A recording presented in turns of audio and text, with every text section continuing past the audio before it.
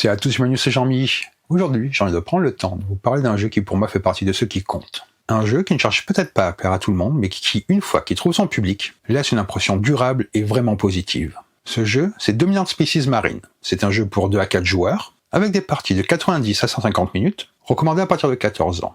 Imaginé par Chad Jensen, publié par Phalanx et illustré par Chad Jensen et Shiku Nieto. Dominant Species Marine nous plonge des dizaines de millions d'années en arrière, dans un monde encore largement dominé par les dinosaures à la surface, mais où dans les profondeurs des océans une autre histoire se joue.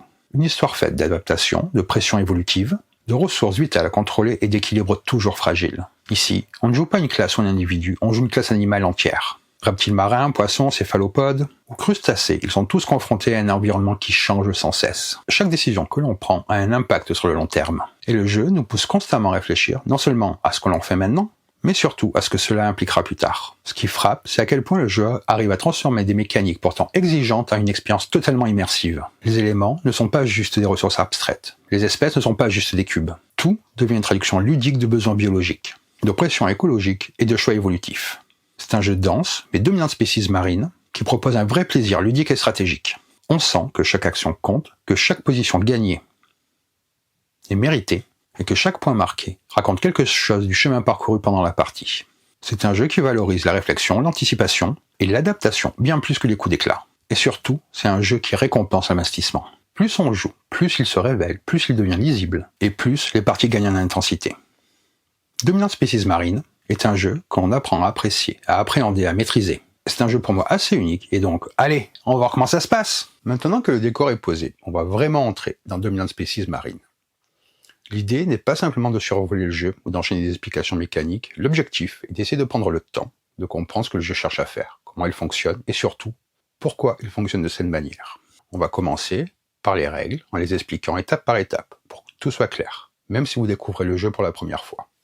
On verra comment s'articulent les actions, comment la carte se construit, et comment les différentes phases rythment la partie. Une fois les bases posées, on passera à ce qui fait vraiment la force de Dominant Species Marine, ce que les règles produisent une fois autour de la table. La tension, les choix difficiles, les compromis permanents, et cette sensation très particulière de devoir constamment s'adapter à un environnement qui change. Et enfin, on prendra le temps de conclure avec un avis complet, posé, basé sur de nombreuses parties, un avis pour savoir à qui s'adresse réellement ce jeu, et ce qu'il offre de remarquable, mais aussi ce qu'il demande en retour. Si vous avez envie de comprendre Dominant Species Marine, de voir ce qu'il propose, vraiment comme expérience de jeu, alors vous êtes au bon endroit. Installez-vous, on peut commencer. Avant d'entrer dans les règles, prenons un instant pour revenir très loin en arrière. Il y a environ 60 millions d'années, sur la terre ferme, les dinosaures régnaient encore en maître absolu. Et dans les océans, une lutte titanesque pour la suprématie est déjà en cours, opposant des espèces animales nombreuses et très différentes. Dominant Species Marine est un jeu qui recrée une petite partie de cette histoire ancienne, la fin d'une ère, et ce que cela implique pour les créatures vivantes qui tentent de s'adapter aux océans de la Terre lentement changeants. Dans le jeu, chaque joueur incarne l'une des 4 grandes classes d'animaux aquatiques, les reptiles, les poissons, les céphalopodes ou les crustacés. Au départ, toutes ces espèces se trouvent plus ou moins dans un état d'équilibre naturel, les unes par rapport aux autres. Mais cet équilibre ne durera pas, car ici, comme dans la nature, c'est la survie du plus apte. Grâce à un placement habile de pions d'action, vous allez tenter de prospérer dans le plus grand nombre possible d'habitats différents. En parallèle, vous chercherez à propager votre espèce, dans le but de gagner des points de victoire pour votre animal. Pour y parvenir, vous serez aidé par différentes actions, comme la migration ou encore l'adaptation parmi d'autres. Tout cela mène progressivement à la fin de la partie, l'ultime expansion d'un vaste océan tropical et de ses littoraux. À ce moment-là, le joueur ayant accumulé le plus grand nombre de points de victoire verra son animal couronné espèce dominante. Mais quelqu'un ferait mieux de devenir dominant rapidement, car un énorme astéroïde se dirige droit vers la Terre. Voyons concrètement comment le jeu prend forme sur la table. Tout au long de la partie, de grandes tuiles hexagonales sont utilisées pour créer une représentation en constante expansion de l'océan principal de la Terre, tel qu'il aurait pu apparaître il y a des dizaines de millions d'années. Des tuiles plus petites seront placées sur certaines de ces grandes tuiles au cours de la partie, les transformant ainsi. Le véritable moteur du jeu, ce sont les pions d'action, que l'on appellera simplement pions. Chaque pion permet à un joueur d'effectuer l'une des différentes actions possibles, comme le changement environnemental, la migration ou encore l'évolution.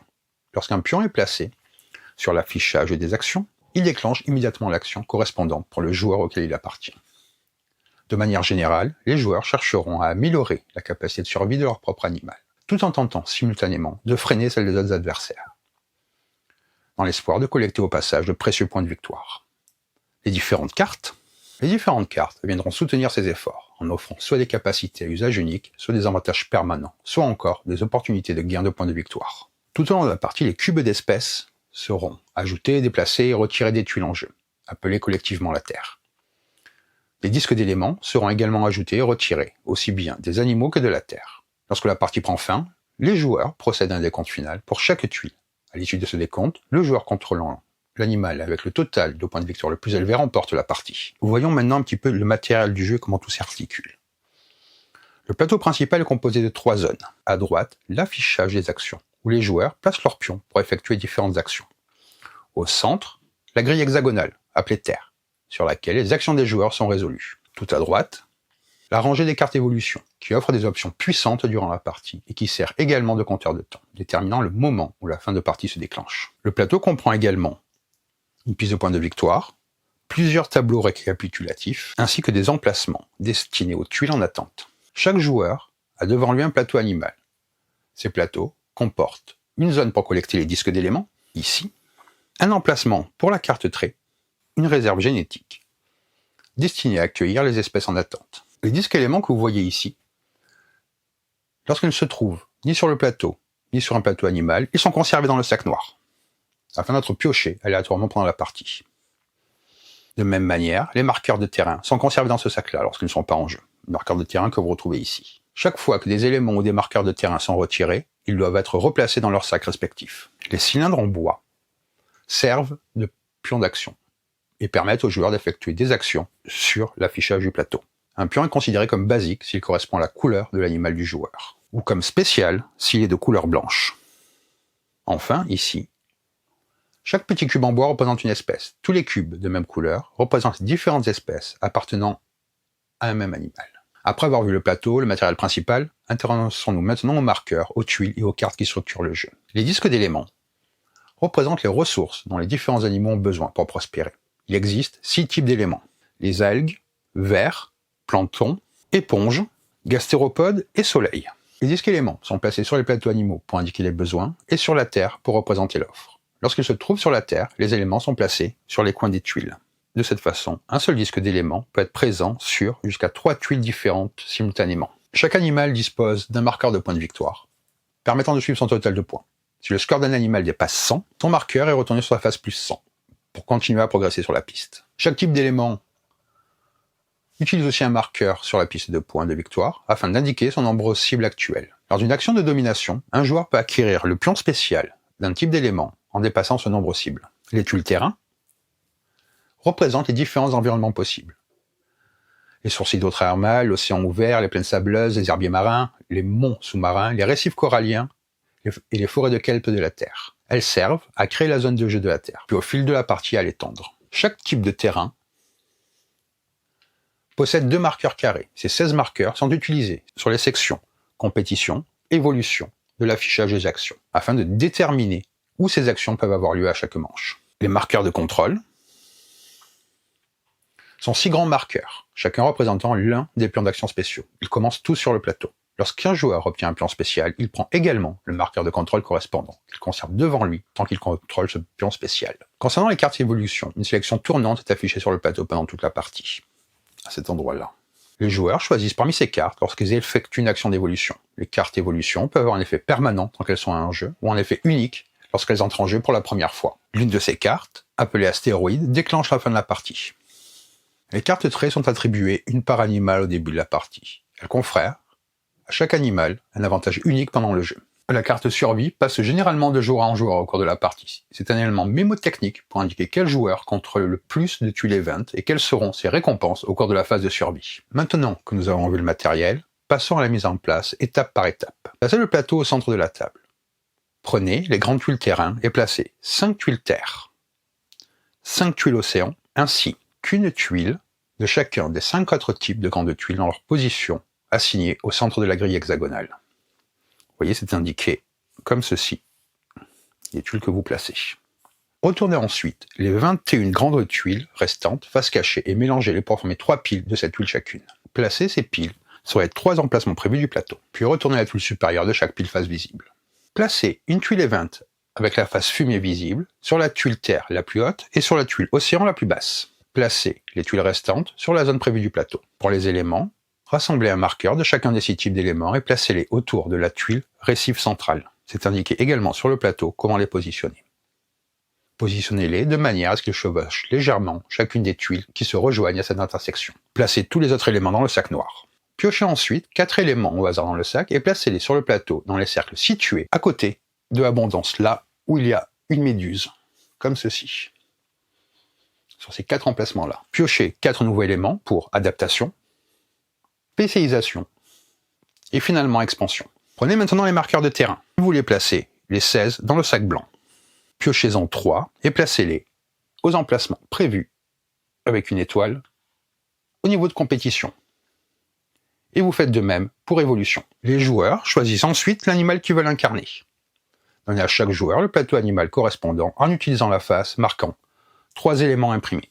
Le dos est comme ceci. Enfin, chaque joueur récupère les cylindres en bois correspondant à la couleur de son animal, selon le nombre de joueurs. À 4 joueurs, chaque joueur prend 4 cylindres. À 3 joueurs, chaque joueur prend 5. Et à 2 joueurs, chaque joueur prend 7. Tous les cylindres restants sont remis dans la boîte. Ici, vous placez les 6 marqueurs carrés portant des icônes de cylindres blancs dans leur emplacement correspondant, situés près du coin inférieur gauche du plateau. Placez ensuite les 6 pions spéciaux au-dessus des marqueurs correspondants. Placez des marqueurs montrant des icônes d'éléments sur la case 1 de la piste de victoire. Placez ensuite le marqueur de point de victoire de chaque animal sur la case 0. Concernant les espèces, chaque joueur place les 35 cubes correspondant à la couleur de son animal dans la zone pool génétique de son plateau personnel. Chaque joueur prend un cube de son pool génétique et le place dans la case gauche correspondante de la table de la chaîne alimentaire pour garder une trace de ses actions récupération. Les joueurs placent ensuite 3 cubes de leur réserve génétique sur la tuile récif centrale. Ensuite, vous allez mélanger les 18 cartes traits face cachée. Vous en distribuez 3 à chaque joueur, puis vous remettez les cartes restantes dans la boîte. Chaque joueur consulte ces cartes, choisit secrètement une carte en conserver, puis remet les 2 autres dans la boîte. Les joueurs révèlent ensuite leurs cartes traits et la place face visible dans l'emplacement prévu. Vous avez dans le livret de règles un rappel de tout ce que font les cartes traits. Pour les cartes évolution, retirez la carte astéroïde du paquet de cartes évolution. Mélangez les 32 cartes restantes face cachée. Retirez 10 cartes de ce paquet et remettez-les dans la boîte sans les regarder. Retirez ensuite 4 cartes supplémentaires et vous y mélangez la carte astéroïde. Puis placez cette pile de 5 cartes face cachée à côté du plateau. Placez les 20 cartes évolution restantes face cachée au-dessus de cette pile afin de former la pioche évolution. Piochez ensuite les 5 premières cartes de la pioche et placez les faces visibles dans les 5 emplacements de la section prévue du plateau. Placez pour l'instant la carte survie sur le côté du plateau. La partie peut maintenant commencer. L'animal le plus bas sur la chaîne alimentaire prend le premier tour de jeu. Avant d'aller plus loin dans les règles, prenons un moment pour clarifier les termes importants que vous rencontrerez tout au long de la partie. Un animal correspond à l'une des 4 classes animales que chaque joueur incarne pendant toute la partie. Les reptiles, les céphalopodes, les crustacés ou les poissons. Chaque classe animale est représentée sur la Terre par un ensemble de cubes espèces de la même couleur. Chaque animal possède également un plateau animal et un ensemble de cylindres de la même couleur. Certaines actions et certains effets de cartes permettent aux joueurs de gagner des bonus de PV.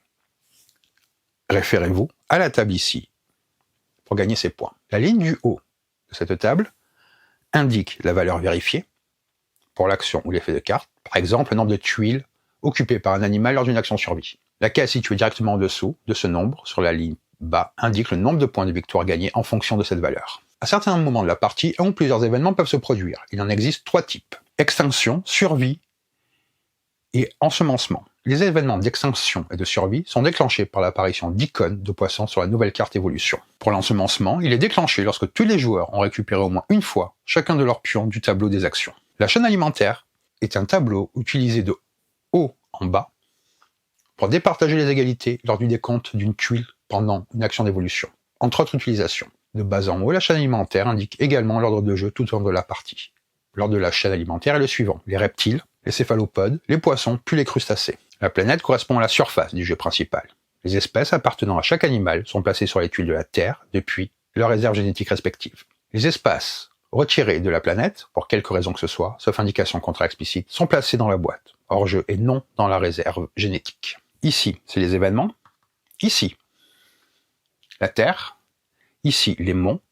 Ici, les herbiers. Ici, l'océan. Ici, le sable. Ici, le varech. Ici, le récif. Les éléments occupent les coins des tuiles de la planète, lorsqu'elles ne se trouvent pas sur un plateau animal, sur l'affichage de l'action ou en attente de déploiement depuis le sac d'éléments. De nouvelles grandes tuiles sont ajoutées à la périphérie de la planète lorsque les joueurs effectuent l'action expansion. De nouvelles tuiles event sont prises depuis la pioche de tuiles event et placées sur des grandes tuiles existantes lorsque les joueurs effectuent l'action tectonique. Cela transforme la grande tuile en une tuile event pour le reste de la partie. L'ensemble des grandes et petites tuiles, une fois ajoutées à la zone de jeu du plateau, constitue la planète, c'est-à-dire la surface de jeu sur laquelle se concentre une grande partie du jeu. Deux tuiles possédant un bord en commun sont dites adjacentes. Bien qu'une tuile event soit légèrement plus petite que la tuile sur laquelle elle se pose, et ne touche donc pas réellement les tuiles qui pourraient l'entourer, elle est néanmoins considérée comme adjacente à ces tuiles, puisqu'elle transforme en event la grande tuile sur laquelle elle est placée, qui, elle, touche les autres. Pour comprendre comment les espèces survivent ou disparaissent, il faut maintenant s'arrêter sur un concept central du jeu, les éléments. Les éléments sont les marqueurs qui composent les 6 types d'éléments utilisés dans le jeu. Lorsqu'il est placé sur une tuile, il représente une ressource disponible, c'est-à-dire l'offre. Lorsqu'il est placé sur le plateau animal, il représente un besoin. Ensemble, ceux-ci sont dits associés et permettent sa survie sur la planète. Un disque réfère toujours à un disque élément, tandis qu'un élément concerne tous les disques d'un type donné, ainsi que sur le plateau animal, les éléments imprimés. Une espèce est dite proliférante si au moins un élément présent sur la tuile qu'elle occupe correspond à un élément figurant sur le plateau de son animal. À l'inverse, toute espèce occupant une tuile pour laquelle son animal ne correspond à aucun élément est dite en extinction. Autrement dit, une espèce est menacée si aucun des éléments présents sur le plateau de l'animal correspond à l'un des éléments présents sur la tuile qu'elle occupe. Les espèces en voie d'extinction sont éliminées lors de l'événement extinction. De plus, elles ne peuvent pas prendre de carte évolution lors d'une action de domination. Les espèces permettent aux animaux de se positionner sur la planète. La plupart d'entre elles démarrent la partie dans le pool génétique de leur propriétaire. Au cours de la partie, une grande partie d'entre elles occuperont les tuiles de la planète. Le pôle génétique. Avant d'être placées sur le plateau, les espèces d'une classe animale donnée sont conservées sur la case pôle génétique de leur plateau animal. Lorsqu'une espèce est ajoutée sur les plateaux, elle provient toujours du pôle génétique du joueur. Cependant, toute espèce retirée du plateau est remise dans la boîte et devient indisponible plutôt qu'être replacée dans le pôle génétique du joueur. Un joueur ne sort jamais de la partie, même s'il a vidé son pool génétique et perdu sa dernière espèce présente sur la planète. Un animal pris dans une telle situation a certes moins d'options dans le jeu, mais il garde néanmoins son total de points de victoire. La carte survie est mise de côté au début de la partie. Pendant le jeu, les joueurs doivent suivre le nombre de leur espèce qui occupe des tuiles event. Tout joueur qui possède le nombre le plus élevé sans égalité prend immédiatement le contrôle de la carte survie. En cas d'égalité, aucun joueur ne contrôle la carte, elle reste alors non contrôlée et ne rapportera aucun point à qui que ce soit. Lors de chaque événement de survie, le joueur contrôlant la carte survie gagne des points de victoire bonus en fonction du nombre de tuiles event occupées par au moins une de ces espèces. Au dos de la carte survie contient un rappel des 6 actions qui ne peuvent être effectuées qu'avec ces pions-là. Passons maintenant au déroulement d'une partie. Dominant Species se joue en une série de tours, durant lesquels un seul animal effectue une seule action. L'ordre de jeu est inversé de la chaîne alimentaire. Les crustacés jouent en premier, puis les poissons, ensuite les céphalopodes, et finalement les reptiles, avant de revenir aux crustacés et ainsi de suite. Lors de son tour, un joueur place l'un de ses pions sur une case action, représentant un fossile, du tableau des actions, et déclenche immédiatement celle-ci. Au lieu d'en placer un, le joueur peut décider de récupérer tous ses pions. Les joueurs continuent ainsi, tour après tour, jusqu'à ce que la partie s'achève et que les points soient décomptés. Le tableau des actions est situé à droite. C'est le moteur du jeu, permettant aux joueurs de modeler la destinée de leurs animaux sur la planète. Les cylindres en bois sont les pions que les joueurs utilisent pour sélectionner les actions sur le tableau. Les cylindres à leur couleur représentent les différents pions d'action des joueurs. Chacun démarre la partie avec plusieurs d'entre eux, mais leur usage est restreint par des règles de placement. Les pions spéciaux sont les cylindres blancs. Ils sont obtenus et perdus au cours de la partie, et leur usage est plus libre que celui des pions de base. Nous allons maintenant voir comment se déroule concrètement un tour de jeu, quelles sont les options possibles pour un joueur et comment la partie prend fin. Lors de votre tour, vous devez choisir exactement une des 2 options suivantes. La première option est le placement. Vous placez un de vos pions disponibles, soit un pion à votre couleur, soit un pion spécial blanc que vous avez acquis, dans un seul espace d'action de l'affichage des actions, c'est-à-dire un espace portant un icône de fossile. Vous effectuez ensuite l'action associée à cet espace. Deuxième option, la récupération. Vous récupérez tous les pions que vous contrôlez, qu'ils soient basiques ou spéciaux, depuis l'affichage des actions, et vous les placez devant vous, sur la table, comme pion disponible pour vos futurs tours. À noter que si vous n'avez aucun pion disponible, la récupération est votre seule option. Un pion disponible est un pion que vous contrôlez et qui se trouve devant vous, c'est-à-dire qu'il n'est pas présent sur l'affichage des actions. En règle générale, un pion disponible est placé dans un espace d'action vide selon le principe du premier arrivé, premier servi, avec toutefois 2 exceptions importantes. Première exception, certains espaces d'action affichent une icône de cylindre blanc, comme par exemple ici. Seul un pion spécial, et jamais un pion de base, peut être placé dans un tel espace avant d'effectuer l'action correspondante. Si vous ne disposez que de pions de base, ces espaces vous sont totalement inaccessibles. Deuxième exception, un pion spécial peut être placé sur un espace d'action déjà occupé par un pion de base appartenant à un adversaire. Dans ce cas, le pion de base, ainsi déplacé, est rendu à son propriétaire et redevient un pion disponible. Comment place-t-on les pions de base? Les pions basiques peuvent être placés que dans un espace d'action vide, non spécial et situé après tous vos pions déjà placés. Dans ce contexte, le terme « après » signifie soit un espace situé dans une section des actions située en dessous de tous vos pions déjà placés, qu'ils soient basiques ou spéciaux, soit un espace situé à droite dans la même section de votre pion placé le plus bas. Par exemple, si mon unique pion du tableau se trouve sur l'espace 2 de la compétition, mon prochain pion peut être placé à sa droite sur l'espace 3 ou sur une case en dessous, comme ceci. Les pions spéciaux ne sont pas soumis aux restrictions applicables aux pions basiques. Ils peuvent être placés soit dans n'importe quel espace d'action vide, soit dans un espace occupé par un pion appartenant à un adversaire, quelle que soit la position de vos pions déjà placés. Sur la base de l'exemple précédent, si je ne possède qu'un seul pion sur le tableau, et celui-ci se trouve sur la case 3, cube, de la section migration. Ici. Je pourrais placer mon pion spécial où je le souhaite sur le tableau, sauf sur cette case-là ou sur une case qui contient déjà un pion spécial. Après avoir placé un pion sur une case, effectuez immédiatement l'action associée à cette case, par exemple tectonique ou évolution. Effectuer une action n'est jamais obligatoire. C'est au joueur de décider. Cependant, on renonce à une action dans son intégralité. Vous ne pouvez pas choisir certains éléments d'une action et en ignorer d'autres. Je vous parlerai très vite des différentes actions disponibles. Vous avez cette tête de jeu qui vous rappelle toutes les différentes actions que vous pouvez donner aux joueurs. La fin de partie est déclenchée lorsque la carte astéroïde entre en jeu. Terminez la manche en cours, arrêtez-vous avant le prochain événement ensemencement, effectuez un dernier événement d'extinction, suivi d'un événement de survie. Les joueurs gagnent un nombre de points de victoire équivalent à la case occupée sur la piste, point de victoire par chaque marqueur élément dont il possède le pion spécial. Ainsi, un joueur qui contrôle le pion algue, dont le marqueur se situe sur la case 7, et le pion soleil, qui se situerait sur la case 6, gagne 13 points de victoire. Marquez une dernière fois des points pour chaque tuile de la planète.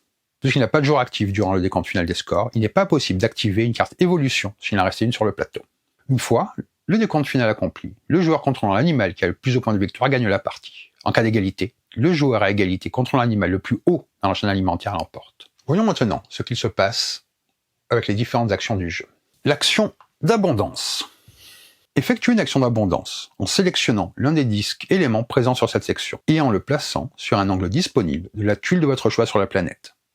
Les éléments peuvent être placés sur tout angle disponible, y compris un angle de la bordure de la planète, adjacent à une ou zéro autre tuile. Imaginons que nous soyons dans cette situation-là. Je décide de choisir l'action d'abondance. Parce que je suis intéressé par plusieurs éléments. Je décide de laisser la troisième case disponible pour pouvoir m'y mettre plus tard.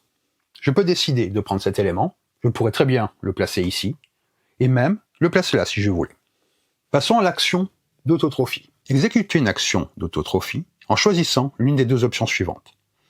Retirez un disque élément d'une tuile event, l'élément choisi doit correspondre à un élément présent actuellement dans ce cadre-là. Échangez un disque présent dans le cadre avec un disque de votre choix présent sur une tuile event. Dans les deux cas, la tuile event choisie doit correspondre au type de tuile où se trouve le pion du joueur. Un fumeur, case de gauche, ou un geyser, case de droite. Le cadre restera vide et l'action inutile jusqu'au premier ensemencement de la partie. Plus tard dans la partie, on se retrouve comme ceci. En plaçant un de mes pions sur cette case-là, je peux prendre celui-là et par exemple le placer comme ceci. Imaginons, plus tard dans la partie, nous nous retrouvons dans cette situation-là.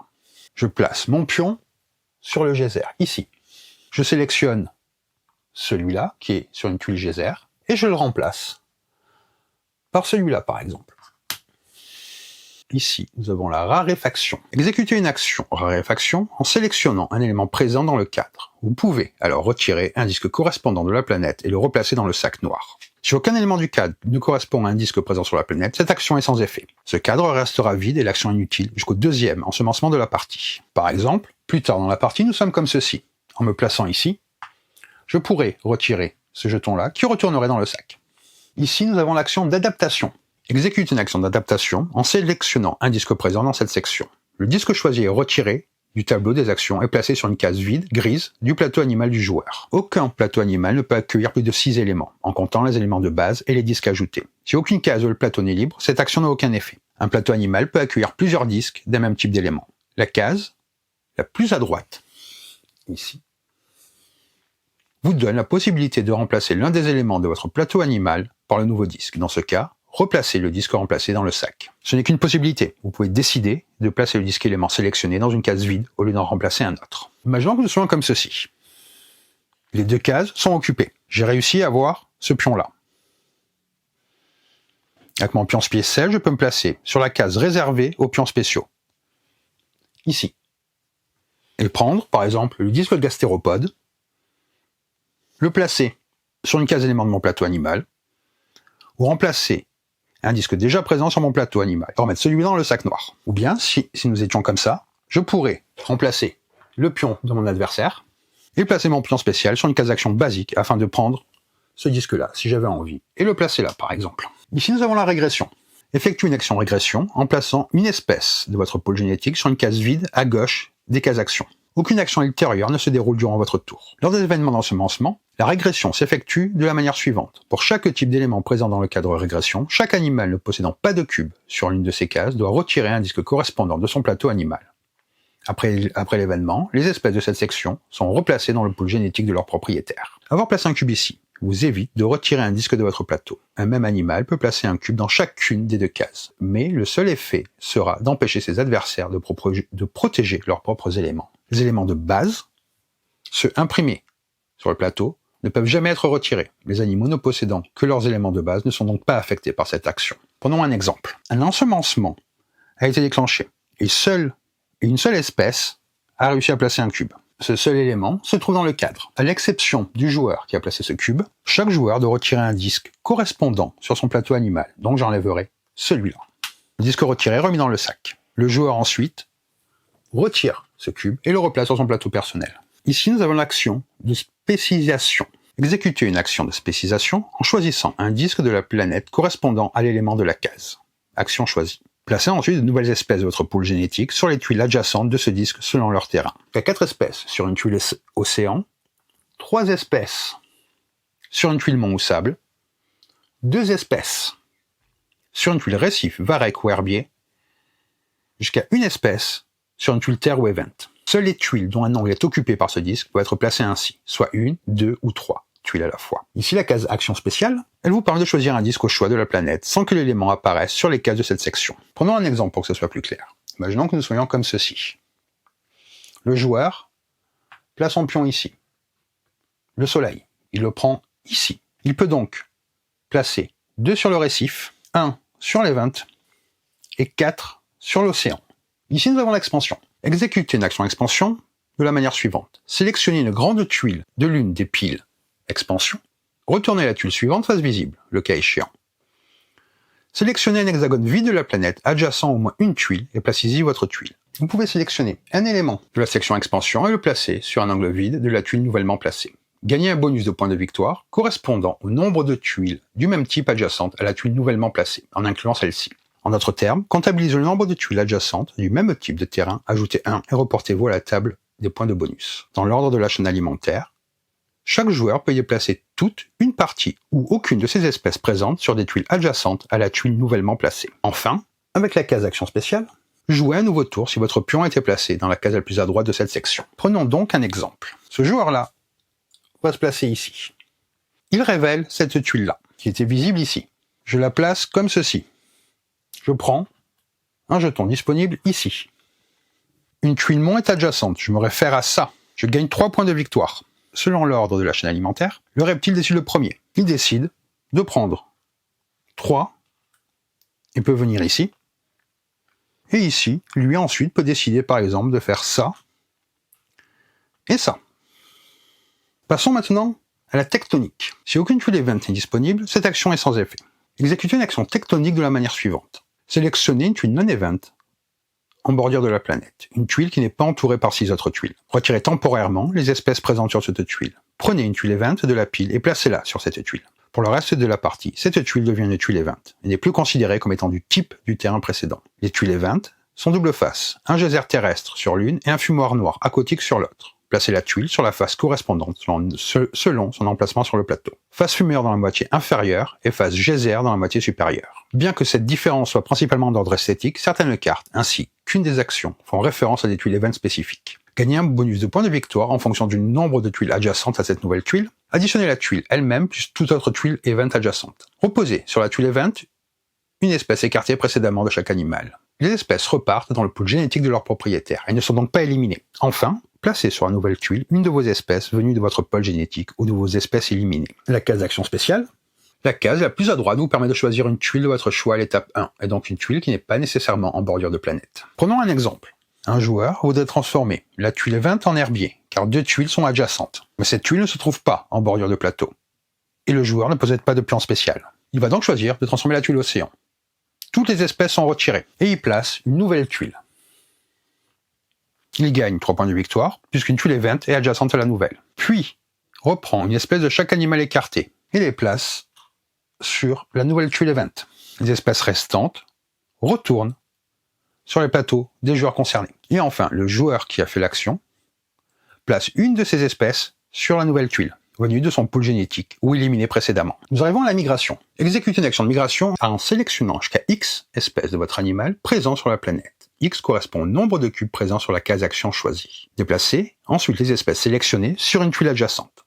Les espèces présentes sur une même tuile peuvent effectuer leur migration, toutes sur la même tuile ou sur des tuiles adjacentes. Une espèce ne peut migrer que vers une tuile existante. On ne migre pas vers l'inconnu. La case action spéciale vous permet de déplacer autant d'espèces que vous souhaitez vers des tuiles adjacentes. Par exemple, on va garder cet exemple-là. Si je fais l'action et que je me place ici, et que je suis là, je pourrais déplacer comme ceci. Vous voyez, c'est 3, ici c'est 5, et ici c'est 2. Je pourrais très bien également faire, on reprend ça avec 3, je pourrais faire 2 et 1. Nous arrivons à la compétition. Exécutez une action compétition en sélectionnant une tuile de la planète correspondant au type de la case action choisie. La tuile choisie doit abriter au moins l'une de vos espèces. Éliminez 1, 2 ou 3 espèces adverses en fonction du numéro indiqué sur la case. Les espèces éliminées peuvent appartenir aux mêmes ou à différents animaux. N'oubliez pas que les espèces éliminées retournent dans la boîte et non dans le pool génétique. La case action spéciale vous permet de choisir jusqu'à 2 tuiles, l'une après l'autre, au lieu d'une seule. Vous pouvez choisir les terrains de votre choix, sans nécessairement respecter les terrains des 3 autres cases. Éliminez jusqu'à une espèce adverse sur chaque tuile. La même tuile peut être choisie 2 fois d'affilée, et vous pouvez donc éliminer jusqu'à 2 espèces adverses, 1 plus 1. Imaginons cette situation-là. Je suis le joueur de cette couleur, je me place là, je pourrais faire ça et ça. Sinon, je vous rappelle, vous êtes limité par le nombre, et là, ça indique le type de tuile où vous pouvez le faire. Passons à l'évolution. Une action d'évolution se déroule en 2 parties. D'abord, marquer les points d'une tuile, puis potentiellement résoudre une carte évolution. Exécutez une action d'évolution en sélectionnant une tuile de la planète correspondant au type de la case action choisie. Des points sont alors marqués pour cette tuile en suivant les étapes que je vais vous dire. Vous voyez ici, ça indique les types de tuiles. Et vous retrouvez comment marquer ici. L'animal possédant le plus d'espèces sur la tuile gagne X points de victoire, correspondant au premier chiffre associé sur le tableau. S'il s'agissait d'une tuile terrain autre qu'event, l'animal possédant le deuxième plus grand nombre gagne X points.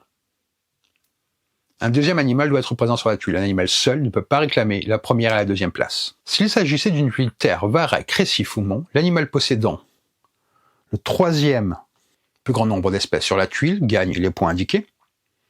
Un troisième animal doit être présent.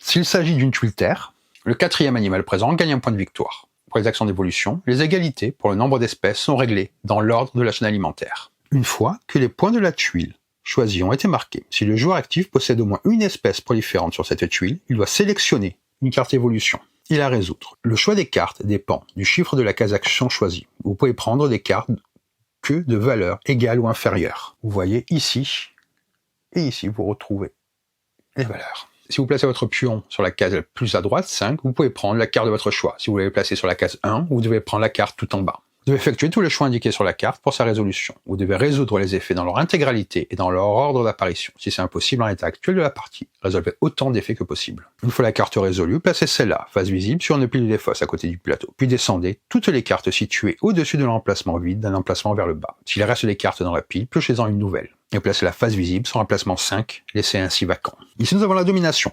L'action domination nécessite qu'un joueur détermine les éléments associés à son animal. Pour ce faire, il procède de la façon suivante. Comptez le nombre de fois où apparaît un type d'élément donné sur votre plateau animal. Par exemple, ici, j'en possède 2 comme ceci et un seul comme ça à ce stade du jeu. Ensuite, vous multipliez ce chiffre par le nombre de tuiles contenant au moins une de vos espèces et un de ces éléments. C'est-à-dire que si je suis le bleu, ici et là, ça compte. Plus vous occupez de tuiles contenant cet élément, plus forte est votre association à cet élément. Cependant, si une quelconque de ces valeurs équivaut à 0, votre association vaut 0. Comparez le résultat obtenu à la position du marqueur de cet élément sur la piste. Si votre résultat dépasse la position de ce marqueur, vous dominez cet élément. Prenez le contrôle du pion spécial associé.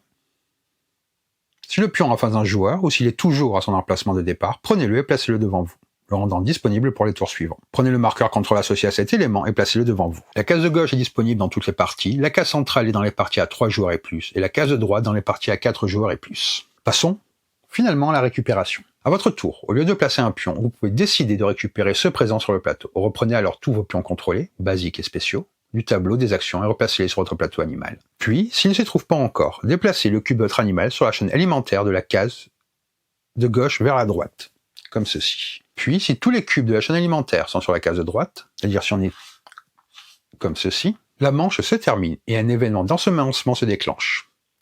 Une manche est donc une succession de tours de joueurs culminant en un événement ensemencement, lorsque tous les animaux ont effectué au moins une action récupération. Une nouvelle manche démarre alors par le joueur suivant dans l'ordre du tour. L'ordre du tour revient à vous. Effectuez un tour normal sans que la position de votre cube ne l'influence, les cases permettant seulement d'indiquer lorsqu'un ensemencement se rapproche. Parlons maintenant des événements. À plusieurs reprises durant la partie, l'un ou l'autre de ces 3 événements va se produire. Extinction, survie et ensemencement. Un événement extinction est déclenché par l'apparition d'une carte évolution indiquant une icône poisson mort. Comme ceci. Un événement extinction se déroule ainsi immédiatement avant le décompte des points. Un événement survie est déclenché par l'apparition d'une carte évolution indiquant une icône de poisson vivant. Comme ceci. Un événement survie se déroule aussi immédiatement après le décompte des points de fin de partie. Un événement ensemencement est déclenché lorsque tous les cubes de tous les animaux sont sur la case de droite de la table de la chaîne alimentaire, sauf immédiatement avant le décompte des points. Si plusieurs événements doivent se dérouler de manière simultanée, respectez l'ordre suivant: extinction, survie, ensemencement. Lors d'un événement d'extinction, éliminez toutes les espèces en voie d'extinction. Les espèces éliminées de cette manière sont retirées de la planète et replacées dans la boîte. Je vous rappelle, une espèce est dit en extinction si aucun des éléments présents sur le plateau animal du joueur ne correspond au disque présent sur la tuile. Survie. Lors d'un élément de survie, assurez-vous que le joueur ayant le plus d'espèces sur les tuiles event soit en possession de la carte survie. En cas d'égalité, personne ne reçoit la carte. Si un joueur possède la carte, il marque alors un bonus de points, basé sur le nombre total de tuiles event occupées par les espèces de son animal. Ensemencement. N'effectuez pas cet événement lors de la dernière manche de la partie, je vous rappelle. Lors d'un événement d'ensemencement, exécutez les actions suivantes dans l'ordre indiqué avant de préparer la manche suivante. Retirez tous les disques éléments de la planète entourés par exactement 3 tuiles event. Exécutez une action de régression puis replacez tous les disques éléments de la section régression dans le sac noir. Je vous rappelle, c'est ici. Faites glisser tous les disques éléments de la section adaptation vers la régression, comme c'est indiqué. Replacez tous les disques éléments des sections déplétation, spécialisation et expansion dans le sac noir. Faites glisser tous les disques qui sont ici vers la section raréfication, puis tous les disques de la section abondance ici. Faites de même pour adaptation, spécialisation et expansion. Piochez 3 marqueurs terrain aléatoires et placez-les sur les cases correspondantes de la section compétition. Piochez 5 marqueurs terrain aléatoires et placez-les sur les 5 cases de la section évolution en les arrangeant de gauche à droite. Replacez tous les cubes de la chaîne alimentaire sur les cases de gauche. La partie continue avec le tour de l'animal suivant. Lorsque la dernière manche de la partie est déclenchée via une carte astéroïde, finalisez la manche en cours. Arrêtez de jouer lorsque le prochain ensemencement devrait se dérouler. Effectuez un dernier événement extinction suivi d'un dernier événement survie. Marquez une dernière fois des points pour chaque tuile de la planète. Enfin, chaque joueur gagne les points des marqueurs éléments de chaque pion spécial dont il a le contrôle. Le joueur contrôlant l'animal ayant le plus grand nombre de points remporte la partie. En cas d'égalité, l'animal à égalité le plus haut dans la chaîne alimentaire l'emporte. Vous avez également dans le livret de règles des variantes pour varier le jeu. Donc je vous invite à aller voir, qui renouvelle encore plus le jeu, même s'il en avait pas vraiment besoin tellement il est riche et plaisant. Avant de passer à mon avis, si ce contenu vous plaît, si vous aimez les jeux de société un peu exigeants et les vidéos qui prennent un petit peu le temps d'aller au fond, vous pouvez vous abonner à la chaîne. C'est ce qui me permet de continuer à proposer ce format et d'y consacrer du temps. Un like aide aussi beaucoup à faire circuler la vidéo, surtout pour ce genre de jeu. Puis comme toujours, les commentaires sont ouverts. Si vous avez déjà joué à Dominant Species Marine, si vous avez un avis différent, ou même si vous hésitez encore à vous lancer, n'hésitez pas à en parler. Les échanges font vraiment partie de l'intérêt de ce genre de vidéo. Sur ce, on peut maintenant passer à l'avis. Il y a des jeux que l'on comprend rapidement, que l'on explique, que l'on joue, et dont on a finalement fait le tour. Et puis, il y a Dominant Species Marine. Un jeu qui ne se laisse pas mesurer, qui ne se donne pas immédiatement, et qui, une fois terminé, continue à exister dans la tête des joueurs, bien après que la table ait été rangée. Car Dominant Species Marine n'est pas simplement un jeu expert de plus. C'est un système, un écosystème ludique, qui impose son rythme, son langage et sa logique propre. Et surtout, c'est un jeu qui exige une chose devenue rare, de l'attention soutenue sur la durée. La première sensation marquante, une fois la partie lancée, c'est celle d'un contrôle précaire. Le jeu vous donne des outils, placement de pions, domination d'éléments, expansion territoriale. Il vous rappelle constamment que ces outils ne sont que temporaires. Vous pouvez avoir l'impression d'être en avance, bien installé, présent partout, et sentir 3 tours plus tard que le sol se dérobe sous vos pieds. Pas à cause d'un coup injuste, mais parce que le système évolue, indépendamment de votre volonté. Dominant Species Marine ne vous affronte pas directement, il vous use. Chaque décision laisse une trace, chaque choix mal anticipé devient une faiblesse future, et chaque action réussie porte déjà en elle les germes de sa remise en question. C'est un jeu où l'on se surprend à penser plusieurs tours en avance, non pas pour contrôler, mais pour survivre à ce qui arrive. La tension dans Dominant Species est remarquable, parce qu'elle n'est jamais spectaculaire. Il n'y a pas de grand éclat, pas de retournement hollywoodien, la pression est lente, continue, presque oppressante. Il y a des icônes, de ces pions posés qui bloquent, qui annoncent, qui menacent, de ces récupérations qui rapprochent inéluctablement les événements globaux. Autour de la table, on observe, on compte, on devine. On sent venir une extinction bien avant qu'elle ne se produise. On voit une domination vaciller avant qu'elle ne tombe. Et cette anticipation est souvent plus tendue que l'événement lui-même. Le jeu installe une tension d'ingénieur, pas de dramaturge, une tension de système qui se dérègle lentement. Oui, le jeu peut paraître long, mais il n'est jamais long pour rien. Chaque tour ajoute une couche, chaque action modifie subtilement l'équilibre général. Même les moments de pause, comme la récupération des pions, sont des moments où tout le monde retient son souffle. Le rythme du jeu est cohérent avec ce qu'il raconte. On ne simule pas l'évolution à coup d'action rapide. On la ressent comme une succession de pressions, d'adaptations, de pertes et de réajustements. C'est un jeu qui demande de rester engagé du début à la fin. Et lorsqu'une table décroche, le jeu le fait payer immédiatement. Dominant Species propose une immersion thématique rare et crédible. Les éléments ne sont pas de simples ressources, ils deviennent des contraintes biologiques. Les espèces ne sont pas des cubes, elles deviennent des populations vulnérables. On ne parle pas de points, on parle de survie, de pression, de dominance. Le langage finit par contaminer la table. Les éléments globaux, extinction, survie, régression, ne sont jamais vécus comme des punitions abstraites. Ils arrivent parce que le monde change, parce que l'environnement devient hostile, parce que l'équilibre se rompt. Même la fin de partie, déclenchée par l'astéroïde, n'est pas un twist, c'est une fatalité annoncée. Et c'est précisément cette cohérence qui rend l'immersion si forte. Dominant Species Marine est complexe, mais jamais brouillon. Chaque mécanique existe pour une raison précise et s'inscrit dans un ensemble cohérent. Le placement n'est pas là pour bloquer gratuitement, mais pour structurer le temps. La domination n'est pas un bonus, mais une pression évolutive. Les cartes évolution ne sont pas des pouvoirs magiques, mais des perturbations systémiques.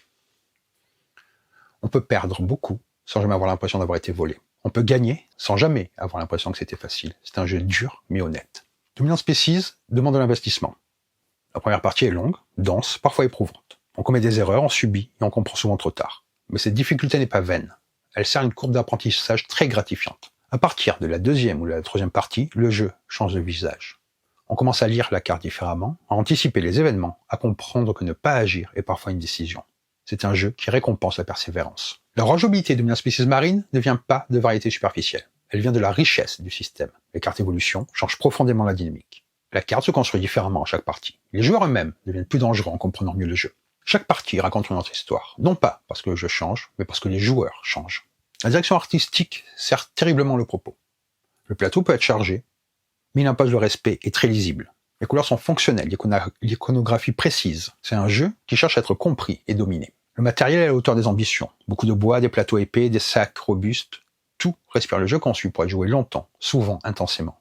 Rien ne donne l'impression d'avoir été sacrifié. Dominant Species s'adresse à des joueurs qui aiment les jeux experts profonds, les systèmes exigeants, l'interaction indirecte permanente, les expériences longues et engageantes. Dominant Species est un jeu qui ne cherche pas à plaire, il cherche à résister. Résister à l'optimisation facile, résister aux stratégies évidentes, résister aux joueurs qui veulent aller trop vite. Et lorsqu'on accepte ses règles, son rythme et sa rigueur, il offre en retour une expérience rare, celle d'un jeu qui ne se contente pas de proposer des choix, mais qui met le joueur à l'épreuve sur la durée. un jeu exigeant, un jeu marquant, un jeu qui laisse une empreinte, un chef-d'œuvre ludique. J'espère que cette vidéo vous a plu. Moi, c'est un jeu que j'aime énormément. Je trouve que c'est un des meilleurs jeux qui existent, tout simplement, avec le Dominant Species, le premier. Mais ces deux jeux sont pour moi assez exceptionnels. Ils demandent du temps, de l'investissement, plusieurs parties, mais il sera vous récompensé d'une manière rare. Je vous le dis, moi, il est totalement dans mon top 10 de tous les temps. Si je devais faire un top, j'aime pas trop ça, je fais pas très souvent de top, mais ce jeu est pour moi exceptionnel. Vraiment exceptionnel. Donc sur ce, je vais vous dire bonne partie et bon jeu!